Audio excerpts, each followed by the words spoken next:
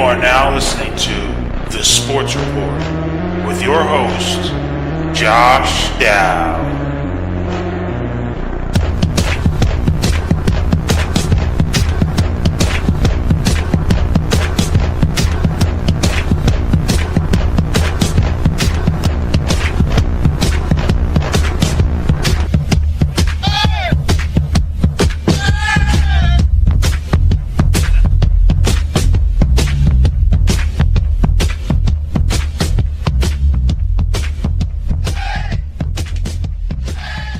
What's up, everybody? This is The Sports Report. I am your host, Josh Dow. I hope everyone's being safe out there if you're getting hit with this snow. It's been pretty crazy here in the Mid-Atlantic region. I know the Northeast is going to get hit pretty hard as well, so I hope everyone's being safe. If you got the day off, enjoy it. I hope everyone's having a great week. Not a whole lot going on sports-wise. There's always news here and there. I don't have too much for the headline section. A few things. We'll talk about March Madness, the first couple rounds. Crazy tournament so far. And then the NFL. Some movement going on there, of course.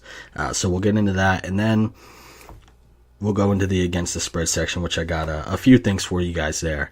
But let's start with headlines. This is The Sports Report, news and headlines.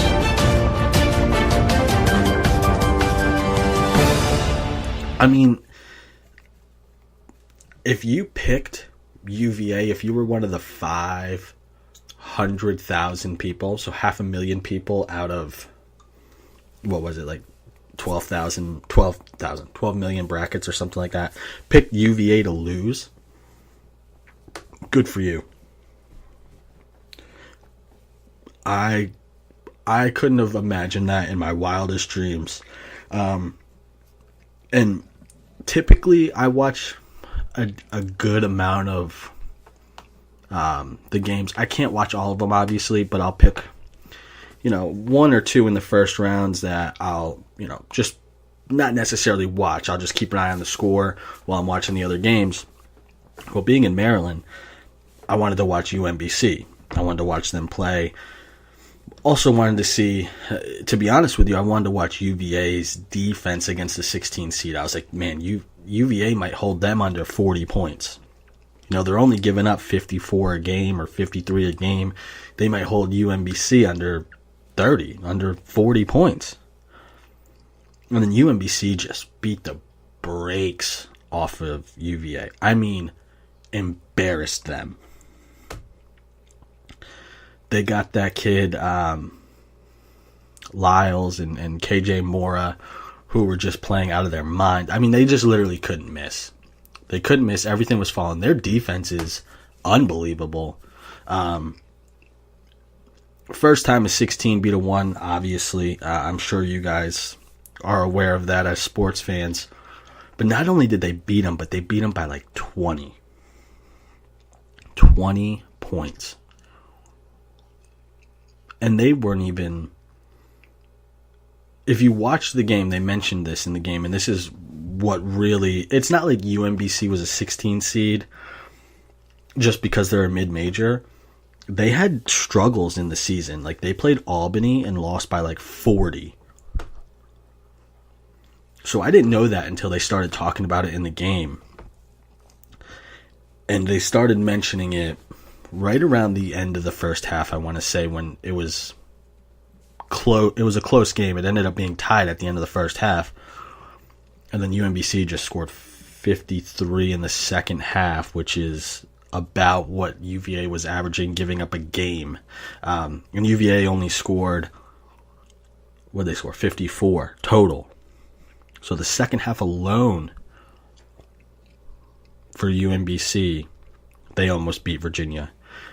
I've never seen a game like that in my life. Obviously because of 16 beat a 1, but just an underdog like that and how well they played.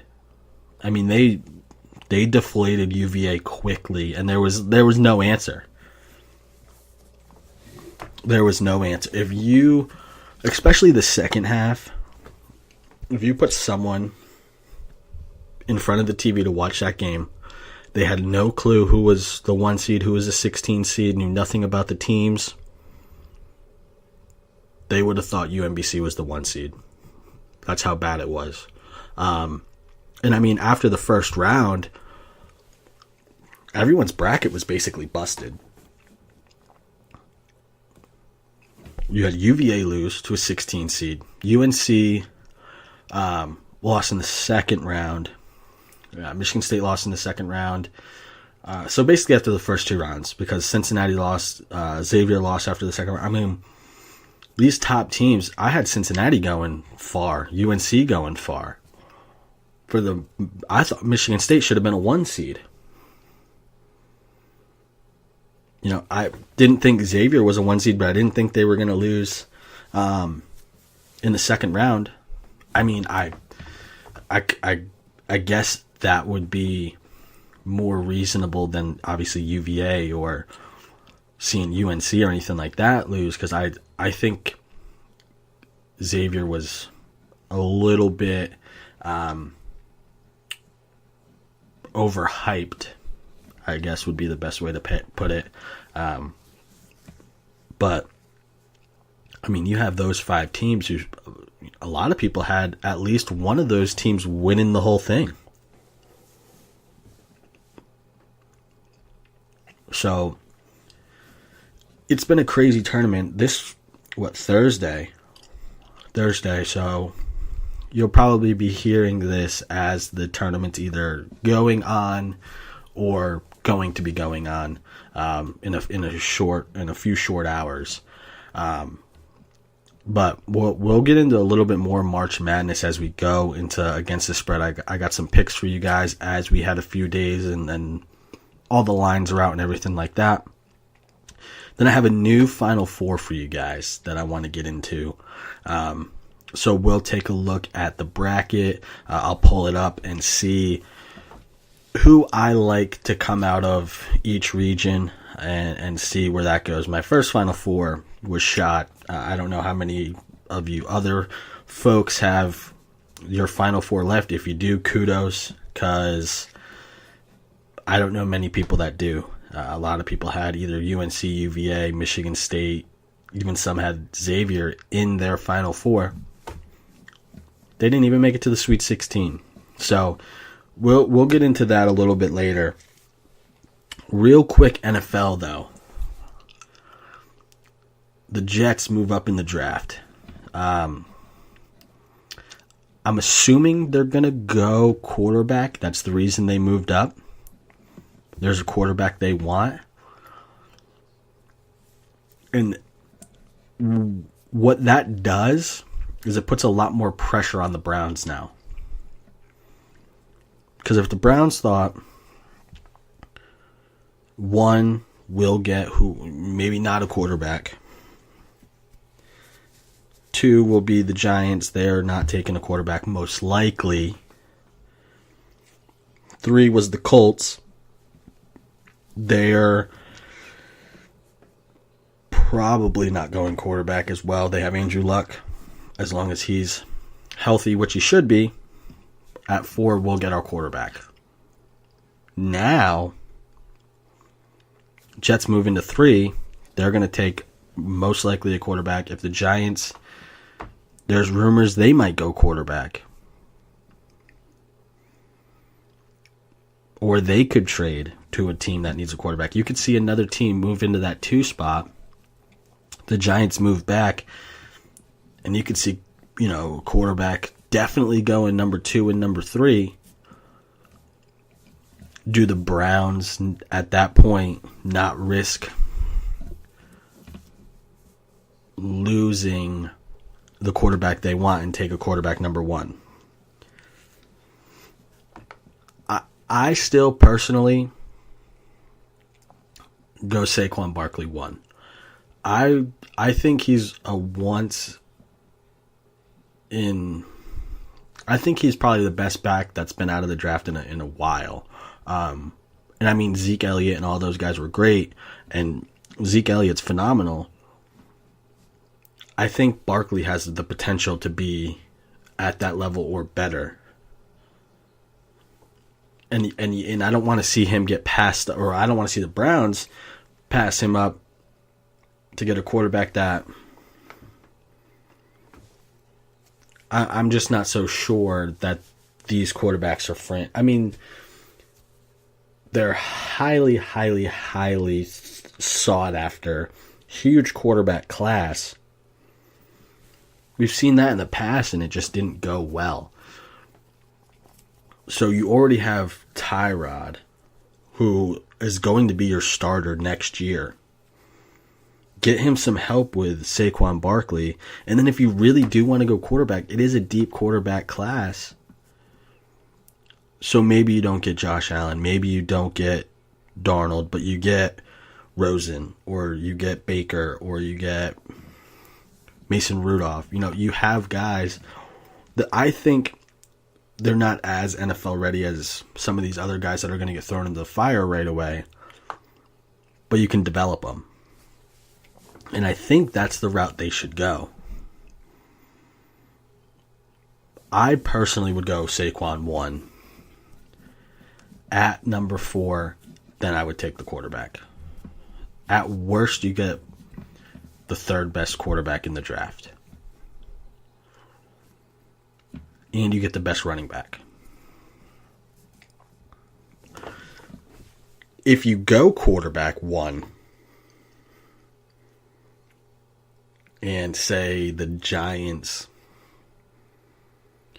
were going to go quarterback if you take Saquon, but Saquon's there, they take him, then you go Chubb 4, you shore up the defense, which isn't a bad idea. I really think it's going to be hard for the Browns to mess up this draft. Even if they don't take a quarterback and just stay with Tyrod, if they get Saquon and Chubb, I still think it's a win for that team, because they're shoring up positions they need to. If they go Chubb 1 and don't get Saquon and don't get their number 1 choice at quarterback, then I think there's an issue. If you're taking Chubb, he's going to be taken 4th. He's not going to be taken 1st. They could mess that up. I'm not sure what they're going to do. But it would be very hard for me if I'm that front office to not take Barkley. And I've said it for weeks now. And every week there's a new move. For instance, they also signed Carlos Hyde, running back. That's great. But I think Saquon's going to be better than Carlos Hyde, especially long term. So I just wanted to get that out there, that the Jets, even though they moved up in the draft and they're probably going to go quarterback, it does put pressure on the Browns, but I don't think it should change their game plan with the draft. I mean, they control the draft with that number 1 pick. I'm hoping they don't screw this up. I'm not a Browns fan. I just don't. I mean, they constantly screw it up. I just don't want to see them do that again. But like I said, headlines was going to be short and sweet. That's really all. Tiger. We'll say this. Tiger had another good tournament, and I think, I don't want to say he's going to be a favorite for the Masters in a couple weeks at Augusta, but I really do think that he's back to not old form, because that's hard to do when you're, not 22 or 25 anymore. But I think we can consistently see him make the cut, and I really am excited for this week's the Houston Open. There's not too many big names in it, I don't think, just because the Masters is coming up. But I definitely think we're going to see Tiger in some of the bigger tournaments in red on Sunday competing to win, which is great for the game. And it's I watch golf anyway, but it makes it a little bit more fun when you see Tiger playing because you grew up watching him. So I think Tiger is going to be, I don't want to say the favorite, but I would say a top 5 finish in the Masters is not a stretch for what we've seen the last 2 tournaments from Tiger. So that's going to be in a couple weeks, and we'll talk about that a little bit more next week. But on to against the spread. So what I want to do is I want to talk Sweet 16, and I want to talk with opening day for baseball coming up. We're going to talk about the pitchers. The last position we have to go through, I think I covered them all. Could be mistaken, but I think we covered them all. The last position pitchers for your fantasy teams. And then next week, we're going to talk about some season predictions. Division winners, MVPs, Cy Young, stuff like that. Maybe some prop bets will be up there to see what's going to happen right before opening day next week. So, what do I want to cover first? Let's do the pitchers.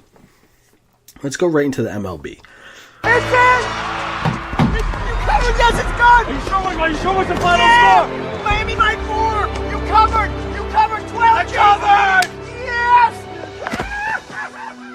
What is against the spread? So, we're going to go over 5 starters. So, normally you have 4 starters, 2 bullpen guys, and then 2 just pitchers. Most fantasy leagues are like that, I believe. At least mine's like that. So, I'm going to go over 5 starters and 3 relievers this week. Relievers, as you can imagine, closers are where you're going to probably make your money. Just purely because you're going to see guys get, 60 plus innings. They're going to have the lower ERAs. They're going to have a decent amount of strikeouts. And then, of course, they're going to have saves. So we'll start with the closers first. And I'm give you number 3, and that's Roberto Osuna from Toronto. So I really like this kid. He's a young guy. He's phenomenal. Especially if the Blue Jays offense lives up to their potential. He could really put up big numbers. I don't expect, obviously with closers, you're not going to expect them to be crazy in the win section. If they are, they probably blew a save. So, these 3 guys we're not going to worry about the wins, but they might pull off 4 or 5 wins a year coming in late game, keeping the score tied, and then the team walks off. So 4 or 5 wins for these guys. For Osuna, his ERA should be sub 3. 2.8, 2.80 ERA would be a good year for him. If he's below 2.7, he's having a really good year. He's going to be in the 80s with strikeouts. He has the stuff. It's just a matter of getting appearances. If they have a bad season, he's not going to have the appearances that like a Kimbrel will have or anything like that. But I do think we're going to see him a little bit more than we did last year. I think we're going to see him in the mid-80s in strikeouts, 30 to 35 saves. 30 to 35 saves puts the Blue Jays probably 3rd in the division. I think it's going to probably go Yankees, Red Sox, Blue Jays, Rays, O's. I think that's probably how it's going to go. Just a little insight at next week when I talk about the standings. And I think Osuna is going to be a huge part of that. Close games. He's going to come in, shut the door, 30 plus times. And with that, He's probably going to be, in the 60s for innings pitched. These guys are not going to be more than 65 innings or so we'll keep all that the same. So all three guys, probably four or five wins in the 60 to 65 innings range. So we'll just talk saves, ERA, and strikeouts for the 1 and 2 guys as well. Number 2 is Kimbrel. Probably the best closer in the AL. Might be the best closer in the game, but he's definitely the best closer in the AL in my opinion. Again, I could have a little bias just because of he's a Boston guy. I would like to see him under 2 for ERA. He's been there. He's been around that sub 2 ERA. I wouldn't be surprised if he saw a little increase in that. Around a 2.15 to 2.2 ERA. But he's still going to be over 100 strikeouts. He's a strikeout machine. He's almost impossible to hit. Almost impossible. And the only reason he's number 2 is because I really do think that Kenley Jensen is the best closer in baseball right now. He is another guy that's going to be sub 2 ERA. He's probably going to be like a 1.9, 1.95, right around 90, 95 strikeouts. Kimbrel's probably going to be around 35 to 38 saves. I think Jensen's going to be really close to 40, if not at 40 saves. I just think both teams have the offenses to get these guys a lot of saves. I just think Jensen's a little bit better. So those are the 3 closers. They're all closers. Jensen, Kimbrel, and Osuna. I would really like to see Osuna honestly put up probably maybe better numbers than Kimbrel. If that offense is playing well, there's potential for him to put up better numbers. Maybe not strikeouts wise, but maybe saves wise. He could be close to that Kimbrel status, and you could see him, next 2 or 3 years, he might be up in that 1 or 2 range for closers in fantasy and overall in the league. So starter wise, number 5, real simple. I have Noah Syndergaard, and he's one of those guys I really, really, really enjoy watch pitch because he's got that power arm, power fastball. He's going to live 97, 98 miles an hour consistently. I think he's going to have a really big year. He only pitched, I think, like 30 or so innings last year due to injury. If he comes back healthy, the Mets aren't a good team, but he's that good of a pitcher that even if the Mets don't score, if they get him 4 runs, 3 runs, there's a good chance he could win the game. And just because of the team he's on, I have him 5th. If he was on the Dodgers or the Yankees or anything like that, he's probably closer to 3 or maybe even 2 on this list. But I think 14-6 is probably as good as it's going to get for Noah Syndergaard, just because he's not on a good team. He's going to be sub 3 ERA. 2, I want to push him to 250 for strikeouts. I just don't think he's going to be there. I think he's going to have trouble early on. He's got to build that arm back up, get back in shape, game shape. It does take a while. So 200 to 220 strikeouts is reasonable. And if he's at 180 innings pitched, I mean, obviously that's much better than 30, but that's a good number. If he starts seeing fatigue late in the year, they're out of the hunt, they might shut him down just to keep him away from injury. So 180 innings is something that I think they're going to shoot for him. I don't think he's going to be 200 plus or anything like that, unless he's just Cy Young candidate dealing. Mets somehow are in the maybe even a wild card hunt. They're probably not going to be close to the division lead, but maybe wild card. If they are, he might get upwards of 200 innings, but I doubt it. Number 4 is Corey Kluber. And Corey Kluber is one of those guys, if you're not a baseball fan, you probably have no clue who this guy is. He's like a silent assassin. He's not going to do anything special, really. I mean, he's going to go 15-6 or, 16, 17 wins maybe. He's on a good team. 2.8,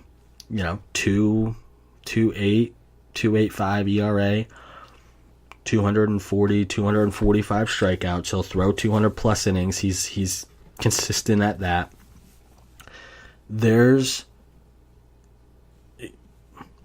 When you think of pitching, you think Scherzer, Kershaw, Sale, Syndergaard, Harvey. Corey Kluber's won 18 games 3 of the last 4 seasons.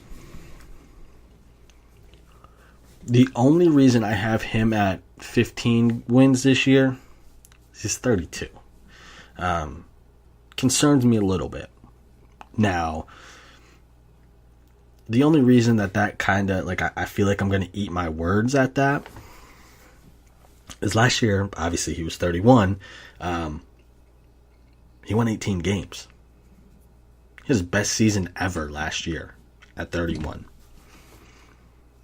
I think once they get the pitchers, I don't know statistically wise, I don't know how accurate this is, but I feel like 32, 33 is when you're going to start seeing the downtrend. But I mean, he's on a really good team. I really do think if he won 18 games again this year, I wouldn't be surprised. I would not be surprised at all. I think he's a model for... He's probably 92, 93 consistently with his fastball. So he's not going to overpower you, but he's crafty. Hits his spots. He's having a great spring so far. I think he's 3-0 with a sub-2 ERA already in the spring. I mean, he's already in mid-season form. Granted, he's not facing everyday lineups, but it's pretty impressive for spring training. Usually, bats are a little bit ahead of arms at times in the spring. So I think he's going to have a good year. He might see a little bit of a lapse just because getting older, but we're seeing athletes stay in their prime a little bit longer than normal now. So he could be one of those guys that's 32, 33, 34, he's still 17, 18 wins a year. And that's somebody that's going to consistently put up good numbers for you. Number 3, Max Scherzer. Max is just a gamer. Dude is a gamer. Last season, 32 years old and still won 16 games. Whip sub 1. I think he was at 0.9. I think his whip was. And for the last 5 seasons, he's been under 1 with his whip. So he's not letting people get on base, but 2, when he lets them on base, I mean, I think he's leaving 80% of runners on base consistently for the past couple seasons. So if you get on base against him, I mean, you guys got to work to get the runs in. He's another guy that's going to be 17, 18 wins. He has a little bit of a higher ERA, though. I do think he's going to be, 2.9 to 3, just because age. I'm a big age guy, especially with pitchers. he's going to be a model for strikeouts, 250 or so. I want to say he's going to get to 200 innings pitched. I want to say that, but I think 190 is more reasonable. But I really want to see him get to 200 just because I love watching the guy pitch. The dude is a horse on the mound. Number 2, all right, so number 1 and number 2 I could have easily flipped. And if you're a baseball fan, you probably are like, I know exactly who these two guys are. It's really no secret who number 1 and number 2 are. It's just a matter of what order you put them. So number 2, I put Clayton Kershaw. If you told me you have Clayton Kershaw number 1, I would have no problem with that. I just have number 2. He's one of those pitchers that he gets on the mound and he has the opportunity to win every game. He gives his team a chance every single game.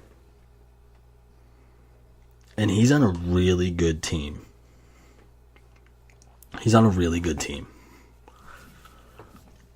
I have him at 17-5. 2.6 ERA would be probably the top I would have him at. 230 to 240 strikeouts, which I'm kind of suspect about that. So that's the numbers I came up with when I put him into my spreadsheet. I really think he could be higher than that. But I'll say 240 to 245 will probably, I guess that could be pretty accurate. Then 185, 190 innings pitched. The only reason I have him 2 is I don't think he's going to win as many games as the number 1 guy. His ERA might be a little bit lower, but he's not going to strike out as many guys, not going to pitch as many innings. So that's why I have him 2. That's the only reason. But if Kershaw won 20 games this year, I wouldn't be surprised. 21 games is very reasonable for him. I mean, that could be a matter of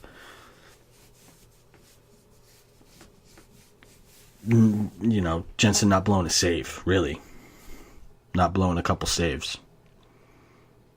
Or Kershaw, I don't know, instead of losing a 1-0 game or a 2-1 game, they get him some runs. That's all it could be for him. That's how good of a pitcher he is. And the same with number 1. Number 1's Chris Sale. Again, could be a little Red Sox bias. I mean, I literally watched every game Chris Sale pitched last season. Every game. And he was nothing short of amazing. Chris Sale, I'm not going to say 20. I'm not going to say he's going to win 20 games. But I'll say 19-7. 2.8 to 2.9 ERA, so a little bit higher than Kershaw. But here's the thing. My man could strike out 300 again. Strike out 300 batters again.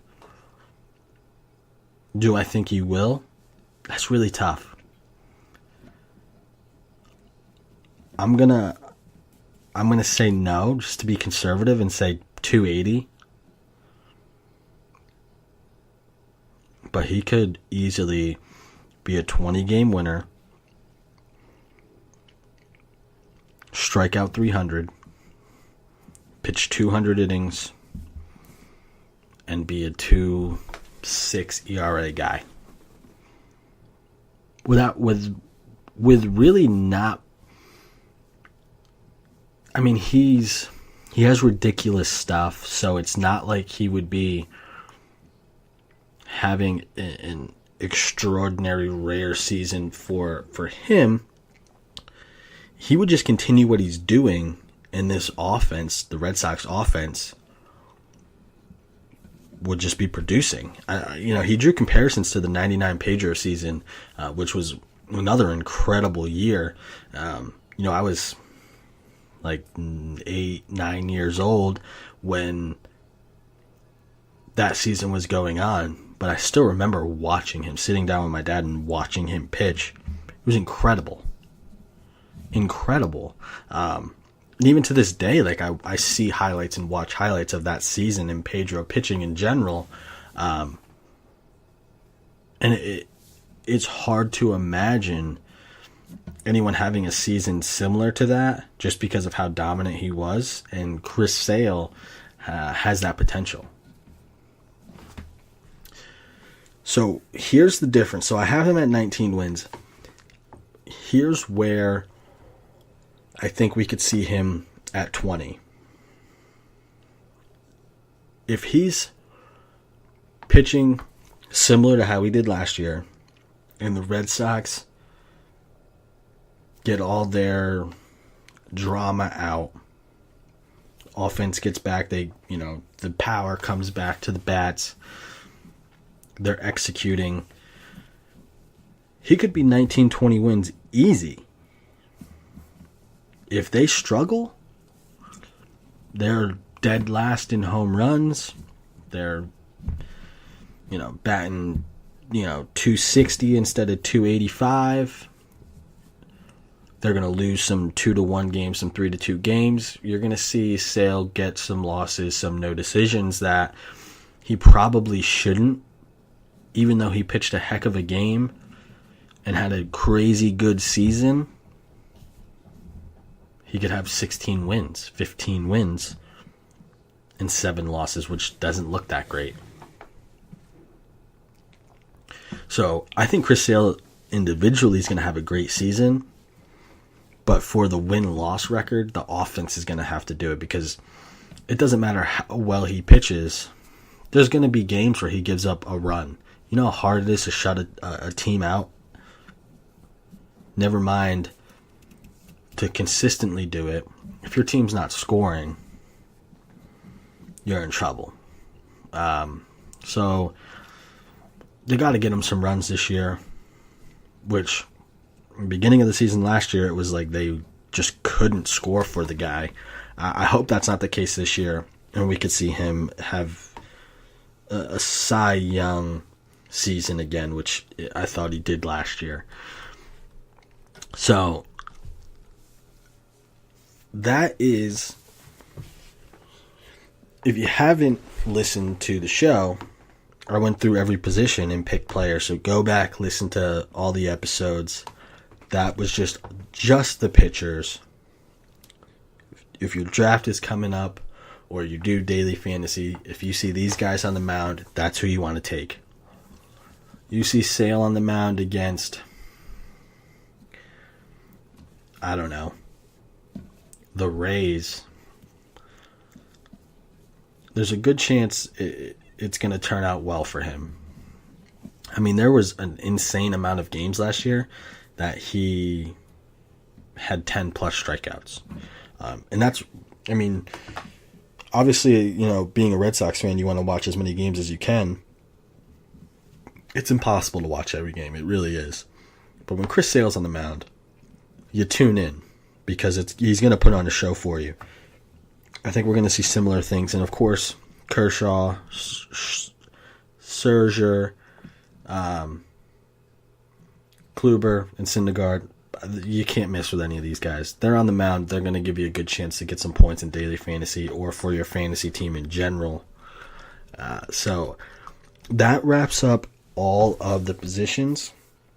Like I said, next week I'll go into who's going to win what division based on some of the research I've done. Also, who's my favorite for MVPs, Cy Youngs, everything like that. But now the biggest event going on right now is March Madness. So of the 8 games, we're going to go through. We're going to talk about who's favorited, who I think is going to win, and are they going to cover the spread or not? And the first game is Loyola Chicago and Nevada. If you remember last week,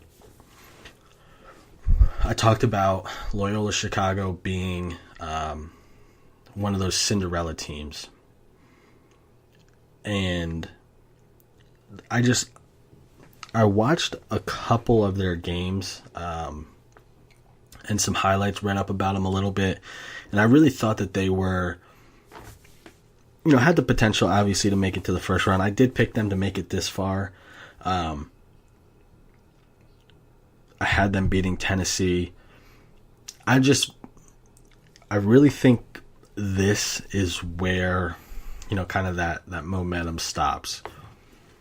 You win, you have one day off, you win again, now you have like 5 days off. It takes kind of a little wind out of your sails a little bit. Nevada's an amazing team. Offensively, they are insane, especially after what they just did to Cincinnati, the second best defensive team in the country. They ended that game on a 32-8 run. I just don't see Loyola Chicago being able to win this game. I don't even think so. The line's Nevada -1.5. I don't even see Loyola keeping this within 5 points. I'm taking Nevada -1.5, and I think that's going to be my play of the week. That's going to be, if you bet $10 a game, this would be the game that I bet a little bit more on. I really think this is going to be a blowout for Nevada. They are really the real deal offensively. We saw that against Cincinnati, who I thought was probably a Final Four team, or likely at least an Elite Eight team, and they got bounced by Nevada. The second game is Texas A&M at Michigan. Michigan's favored by 2.5. Realistically, Michigan should be out of the tournament. If it wasn't for that buzzer beater, they'd be at home right now in Ann Arbor. The only thing is, I think that might have scared Michigan back to the Michigan we saw in the Big Ten tournament. They were nothing short of great in that tournament. I think they're gonna come out and play a little bit better than we've seen them so far in the big tournament. Texas A&M is trending up. They are playing extremely well. Even if Michigan plays to the best of their ability, I'm not sure that they're going to even beat Texas A&M. I think Texas A&M keeps this within the 2.5 points, so basically within 2. And I think they really could win outright the way they're playing. I'm not super confident in picking this game just because I don't know what team we're going to see with Michigan. But I'm more confident that we're going to see a good Texas A&M team than anything. That's why I'm taking them plus 2.5. The third game is Kansas State at Kentucky. Kentucky, or not at Kentucky, but versus Kentucky. Kentucky's favored by 5.5. And I'm going to take the 5.5 for, or I'm going to take Kentucky plus or minus 5.5. Here's the reason. Kansas State, yes, they just beat UMBC, who just knocked off Virginia. But it's still UMBC. They still turned the ball over 18 times. They still only shot 1 for 12 from 3. If they do that against Kentucky, they're going to get run out of the gym. bad. I mean bad. This Kentucky team is figuring it out. Kevin Knox is playing really well right now. If you shoot 1 for 12 and commit 18 turnovers, you're probably going to lose by 15 to Kentucky. So just because of the way Kentucky's playing, and they are better than UMBC, they know, Kentucky knows, they're the favorite to reach the Final Four out of their region now. They know that.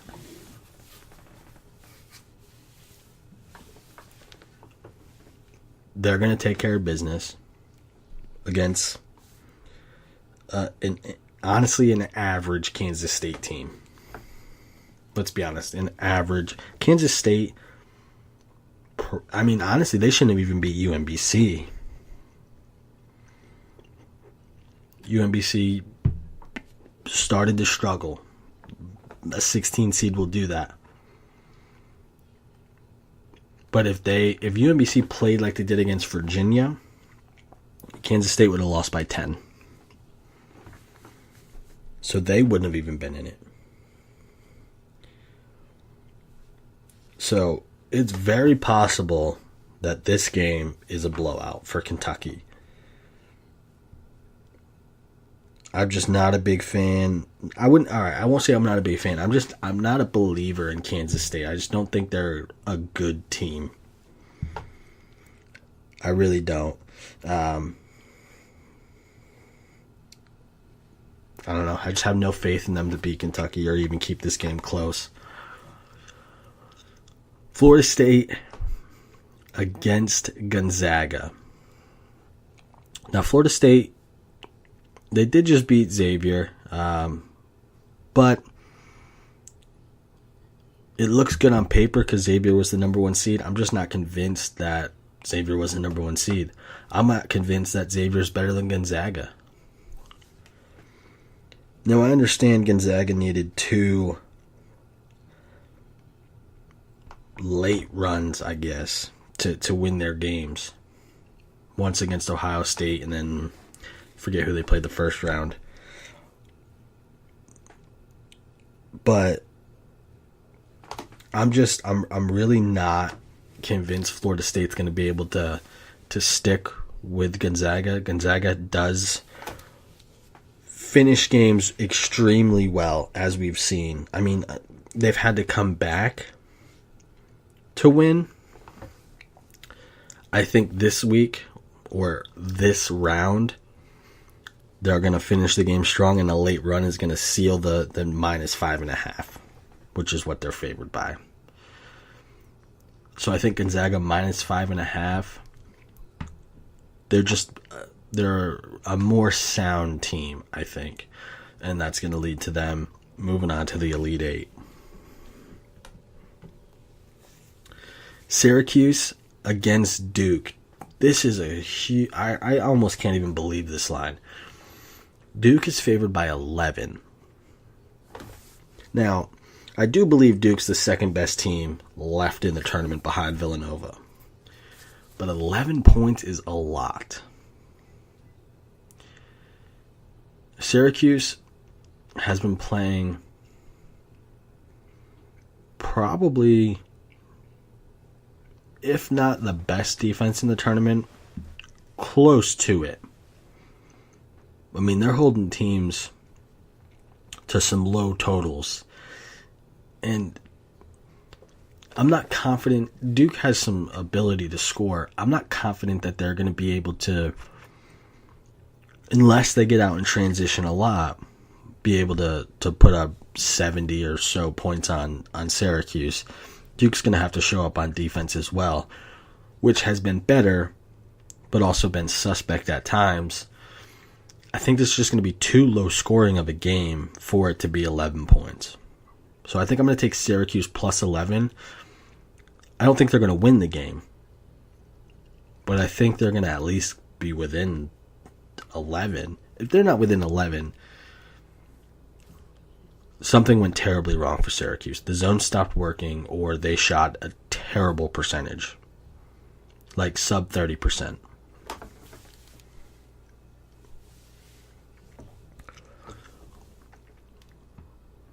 Clemson against Kansas. Kansas minus 4.5. So without knowing anything about the tournament, if I didn't watch any of it, I would have said Kansas minus 4.5 without hesitation. That's not the case, though. Kansas has been struggling a little bit on offense. They're not shooting the ball great. They're playing okay. They're still a good team. But Clemson just embarrassed Auburn. I mean, embarrassed them. Gabe DeVoe is leading this team, who the Tigers are playing so good on offense and on defense. Like, they're playing so good on both sides of the ball that they could upset Kansas. I don't know if I would go so far as saying take Clemson outright, but to keep it within a bucket is something I could see Clemson doing just because of how well they played. If they can keep it going, there's a really good chance we see Kansas knocked out of this tournament, especially if they keep struggling on offense. So I'm going to take Clemson plus 4.5. And if you'll know probably by halftime how this game's going to turn out. If Kansas is just not scoring, they look out of sync on offense. Even if it's a close game, Clemson might run away with it in the second half, just because they will be playing inspired basketball. DeVoe is really tough to stop, and their defense is going to just press Kansas into bad shots. And it's going to lead to transition buckets for Clemson, and they could potentially win the game. So that's something to watch for. I think that's going to be one of the more exciting games of the Sweet 16. Probably minus Duke, just because they're my favorite team. Probably the third best game. The next two games are 1 and 2 in my opinion. The next one being the best game, I think, is going to be Villanova and West Virginia. Villanova's favored by 5.5. And Villanova's just the best team in the game. They're the best team in the tournament. I never should have doubted them. I knew they were going to be a number 1 seed. I never should have even considered Virginia being the number 1 team, just because, and I said it last week. I didn't expect it to happen against UMBC, but I said UVA is going to have some trouble just because they're offensively not a good team. If they struggle defensively, and by struggle I mean give up more than 65 points, they really could lose, and we saw that happen. I never should have doubted Villanova. They're good on both sides of the ball. I'm going to be interested to see how they do against WVU. Everyone calls them Press Virginia. They love to press. They love to force turnovers. They're good at it. Personally, I just think Villanova is too good of a team for WVU. I don't see WVU keeping this game within 6 points. It's not going to be a blowout. Maybe late free throws makes this an 8-point game or something like this, or something like that. But I just think Villanova is just too good to really keep this game close at all. So I'm going to take Villanova minus 5.5. The second most exciting game is Texas Tech against Purdue. And this, to me, was the hardest game to pick. And the reason is, when you have a big guy out, like Purdue does, they have their 7-footer out, Haas or whatever his name is, that's huge. That's a huge loss. But Purdue has another 7-footer that's just going to take his place. I don't know how good he is. I know he's a 7-footer. I know he's going to be able to alter shots. But can he score like the other big guy does? I don't know. I really don't. Texas Tech's a good defensive team. I think Vincent Edwards is going to have to carry the team, really. And then their point guard, I think his name's Carson Edwards, actually, is also going to have to carry that team. I mean, it's going to be really tough for Purdue. They're kind of on an uphill battle, especially against a really good Texas Tech team. I really think this game could go either way. If Texas Tech's defense continues to play like they have been, they're probably gonna win the game. I think their defense is gonna dictate what's gonna happen. But like I said, this game could go either way. I'm not going to bet this game. But just because I like Carson and Vincent Edwards, I think I'm going to go Purdue minus 1.5. But I would stay away from it if I was betting, but I think it's going to be such an amazing game to watch just because you have playmakers on both sides of the ball for Purdue and for Texas Tech. This is going to be a back and forth game. I don't expect a blowout in any sense. I just think Purdue's a little bit of a better team, even without their big guy. So that's going to take us through the Sweet 16. What I'm going to do is I'm going to go through who I think is going to be in the Final Four now. Obviously, my Final Four is a little bit, or my bracket before is a little bit busted. But here's what I got. Out of the South region, the best team left is Kentucky. I really think Kentucky's going to make the Final Four, which middle of the season I really was concerned that if they were going to make it out of the first or second round, and now there's a really good chance they're in the Final Four. Out of the West region, so they would play Kentucky, I'm going to take Gonzaga. I think Gonzaga's the best team in the West region. Michigan